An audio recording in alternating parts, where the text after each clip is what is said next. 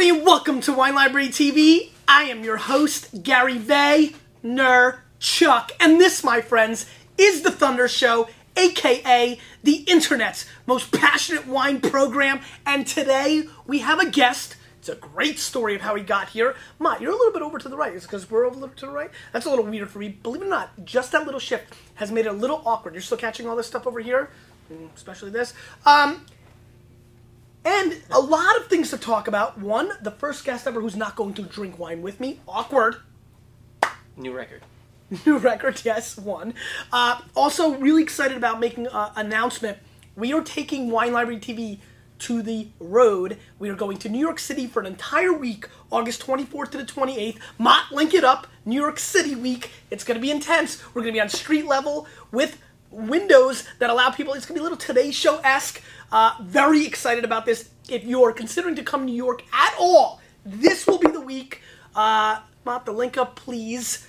And I hope to see a bunch of you. I think it's going to be 5 or 6 p.m., the live tapings. The first 30 or 40 people that come to the tasting, the taping, or the tasting, depending how you look at it, will taste along with us. It's going to be badass. I hope to see you guys there. And I'm excited about that. It's going to be a big, between that, and then we've got the Unbelievable Food and Wine New York event in October, and then we got the book coming out, and we're going to be announcing the Crush It Cruise in the next couple days. I am busy. What's the Crush It Cruise? I can't tell you. We're going to be announcing in a couple days. Should I go? Definitely. Why don't you tell the Vayner Nation who you are, what you're doing here, how you got here, all that stuff. I am Lap from worstpizza.com, and look it up, Mott. Yeah, make sure, maybe on 4 corners if you want. That would be really cool. I wouldn't mess with Mott. Or maybe actually the whole screen. From Boca Raton, Florida, originally from Long Island. Came up here to be on the show. Very excited. And have some pizza, talk about some wine. All my readers, they're consistently asking me what wine should I have with what pizza, and I don't know how to answer that, because I am not a wine guy. I am a pizza guy. Pizza expert. So I came to the wine expert. No, it's factual now. How is it factual? It just is. I got the award. It's in my office. Pizza expert. My wife made it up for me. And I mean that makes it official. Why are you so passionate about pizza? Yeah, I guess it's a little bit like with wine too. Is when I first moved down to Boca Raton from Long Island. Huge mistake. I trust me. I'm feeling it now. But when I first moved down, I would ask people. I'd go to find these people from Long Island and say, hey, where's the best pizza I can get down here? And they would send me to these places that I couldn't even finish a bite of. You were that prima donna? I wish I had the spittoon or something like that after tasting those pizzas, so I get rid of them. You were that prima donna? Yeah. Because if I have really bad wine, I don't even spit that out. I'll work through it. I can't. I mean, some of the places they're horrendous. You could find them on the site. And so that I originally started the site for that reason of these people have to be held to a higher standard. It's not okay to serve Domino's people. So you started worstpizza.com to call out bad pizza? It was originally meant to call out bad pizza. Okay. And then slowly and surely it started getting a following, and I realized, you know what? I can help weed out the worst places to help everyone else find the best. Okay. And I tried to turn it into that angle now. So although the pizza places hate the name, and they hate to see themselves on Google search results for worst pizza, but the reality is if the world's biggest skeptics think it's great, it's got to be pretty good. So if I like to say that I will only put my name behind something that's of that type of quality, and the rest of the places is they make the site and they get angry and negative. And have you ever been beat up? I've not been beat. I have been threatened several times. What would be the worst thing you've heard from somebody, threatening wise? Like, I'm going to kill you? Yeah, pretty much. I've gotten those. I've actually taken down 1 or 2 posts just out of pure fear. Some people tended to get a little bit crazy, and you want to know? It's the exact opposite, because I am so willing to help anyone. If a pizza place says, hey, what should I do different? That's what the site's all about. Do you have any pizza making skills? I do have some pizza making skills, but I like my pizza my way, and I like with my blend of cheese. And I'm very specific when it comes to that. I got to tell you, yesterday and the day before, I had some phenomenal pizza I'd never had in my life. We drove into Brooklyn. New York? It is. Well, with that being said, there are places like next time you're down in Florida. When did you move to Boca? About 10 years ago. How old are you? 37. And if you read that article they recently wrote about me, it was my boyish 37-year-old looks. Boyish. Oh, I like that. Congratulations. Boyish. And you're a Dolphins fan? I am a Dolphins fan, as I'm sure you know. And it seems like as everyone in South by Southwest knows. Now, let's talk about that. That's how you got on the show. Yes. Why don't you tell the Vaynerchuks? They're wondering, why is this fool on the show? He doesn't drink wine. He's got some pizza. He thinks he's boyish. He's not that boyish. Why don't you tell them how you got on the show? It's pretty boyish. It's not. Seriously, look at us. Who's younger? I know who signs my check. I don't. Dad does. Go ahead.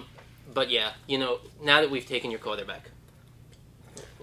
Thrilled. Well, I mean, he's doing wonders for the Dolphins now that he couldn't do for the Jets because What are you talking about? Took the Jets to the playoffs every year, and then he did exactly for you what he's done for us, which he vomited all over the field for you in the playoff game. He threw 4 picks. I could throw 4 picks in a playoff game. Yeah, it was the humidity. But, when you give him an inferior Jets receiving team, right, it's very hard for him to shine. But then when you throw him onto the Dolphins, all of a sudden things are starting to work out. Dude, let's be very blunt. You guys ran a rinky-dink Mickey Mouse offense. You did flea flickers and loop-de-loops. You did, every one of his major passing receptions last year was done on a reversed Wildcat, flip back to Pennington, then Cobb's wide open. So I'd like to say that probably Chad Pennington's more of the Gary Vaynerchuk of the football world, thinking outside the box and doing things differently but he instead didn't do of that, the institution that's been here right? for like 100 years. Right?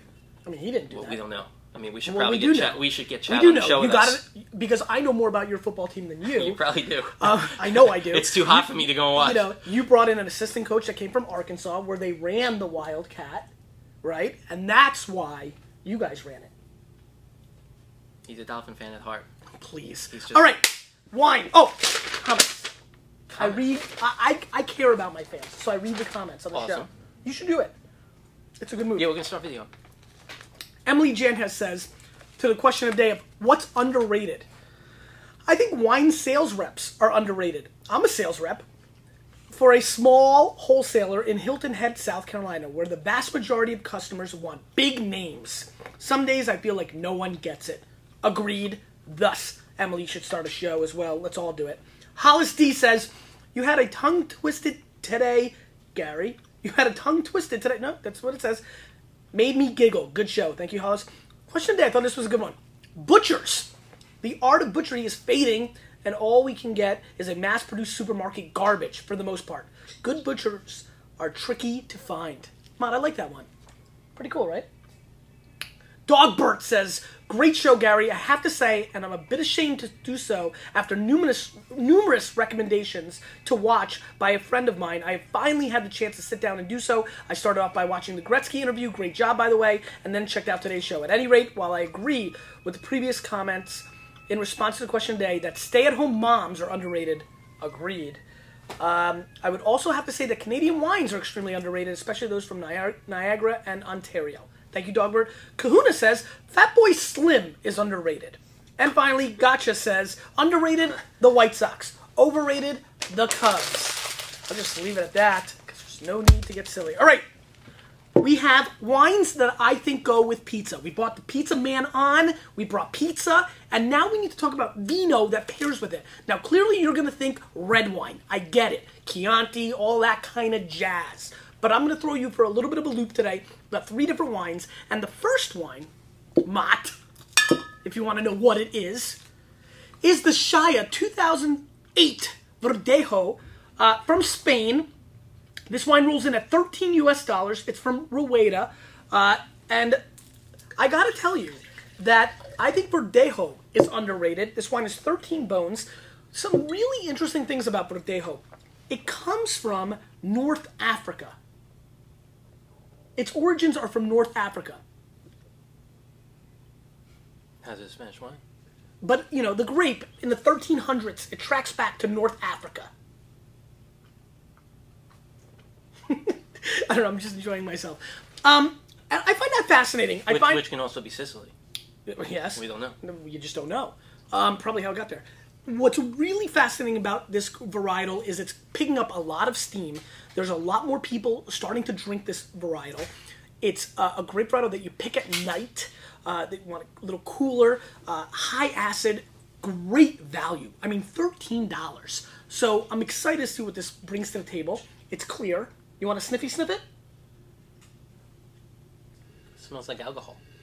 That is true, but that alcohol is being completely hidden by the gorgeousness of this nose right off the bat, which excites me. It's got a substantial amount of golden apple So just take a golden yellow apple, cut it up, smell it. You're getting a lot of that. You get a subtle kind of little grassiness here. Oh, not New Zealand Sauvignon Blanc like, but you definitely have it. So almost like a grass and apple salad. Sometimes you feel like you're eating some of those, you know, because lots of lettuces look like salad, like grass mott. You know what I'm going with on that. And then you get like walnuts and, you know, that whole salad thing. One more sniff. I didn't get the apple. Okay, get in there. Okay, I got you now. Yeah, it's there. Yeah. I mean, it's really there, actually. It's definitely there now. Really good nose. See what the big ass glass, which is always exciting. Let's give it a whirl.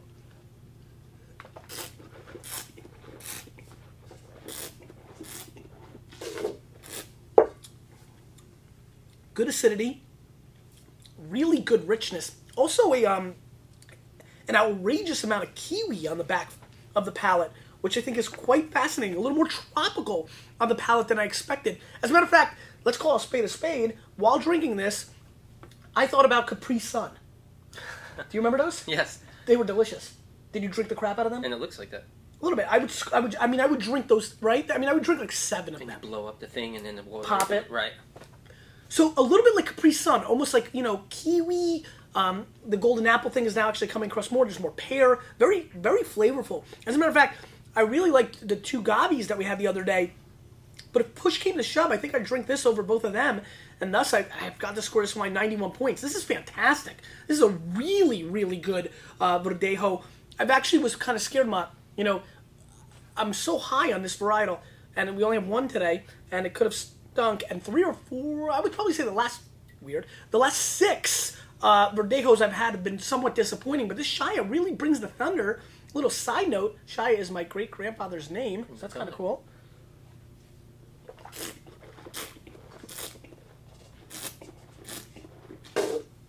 Great minerality. I actually can't wrap my head around finding many people that aren't going to like this.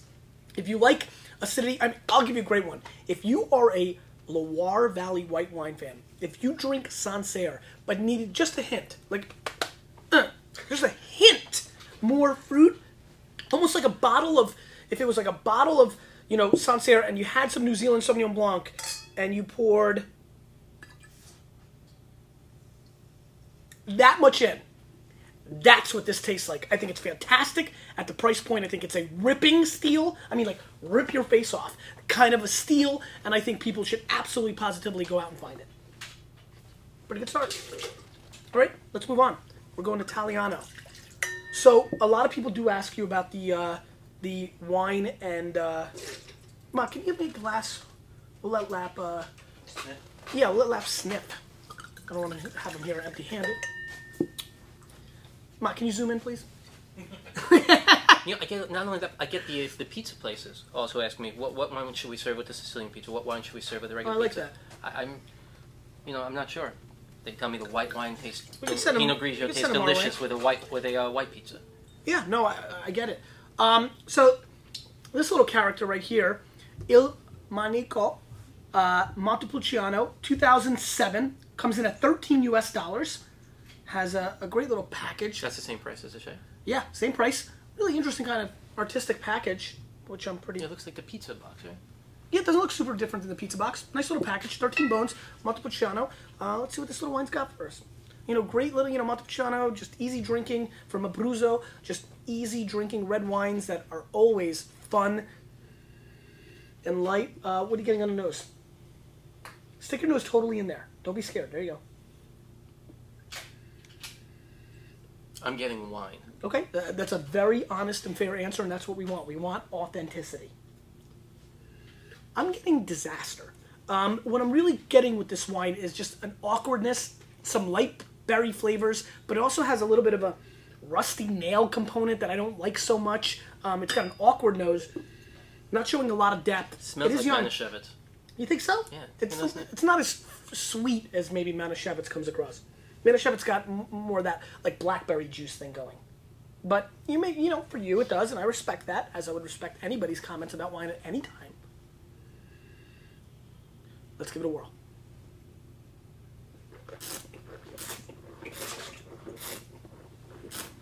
Is that a bad sign when he usually pours it out beforehand?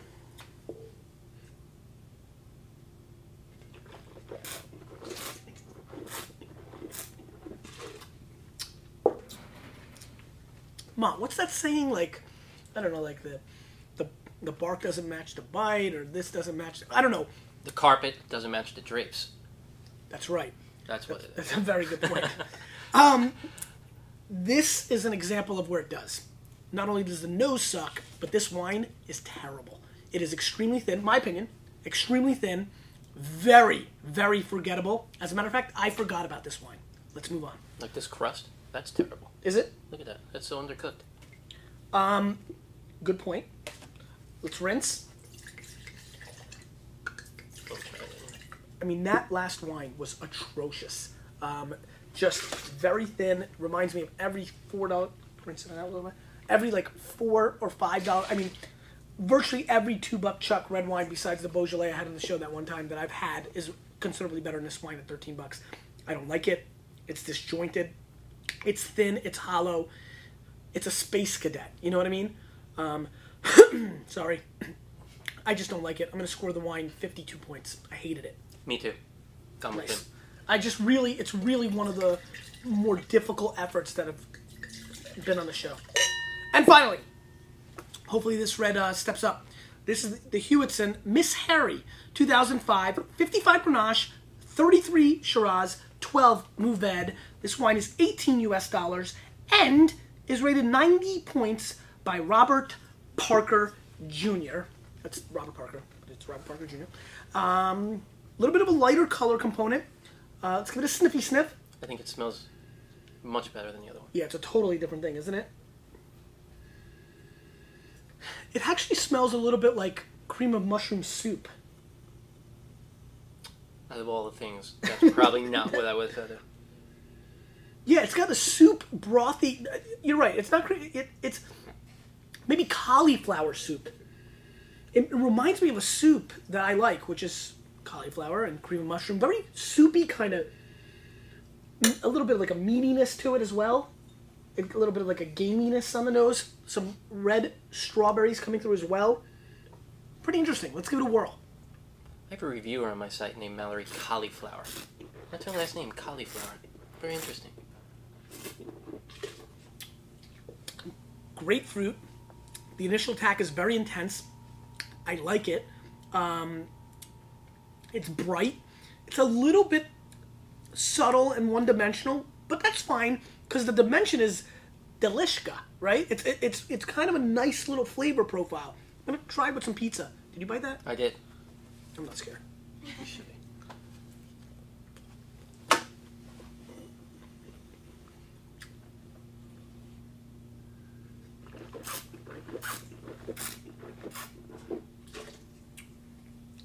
Goes well with the pizza.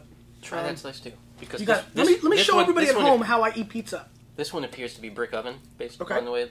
This is how I eat pizza at home. I don't eat the cheese. I love pizza without cheese. This is exactly what I would do at home. So you can imagine how much Lizzie and my mom loves that. Come ahead.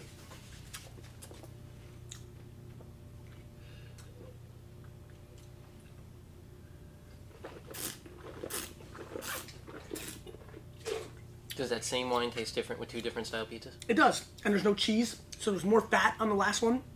The second time around, because it was mainly bread-based, it really tasted more like without pizza at all. Whereas the middle one, with more of the cheese flavors, clearly altered it, took a little bit of the edge off, and molded it on the palate a little bit better.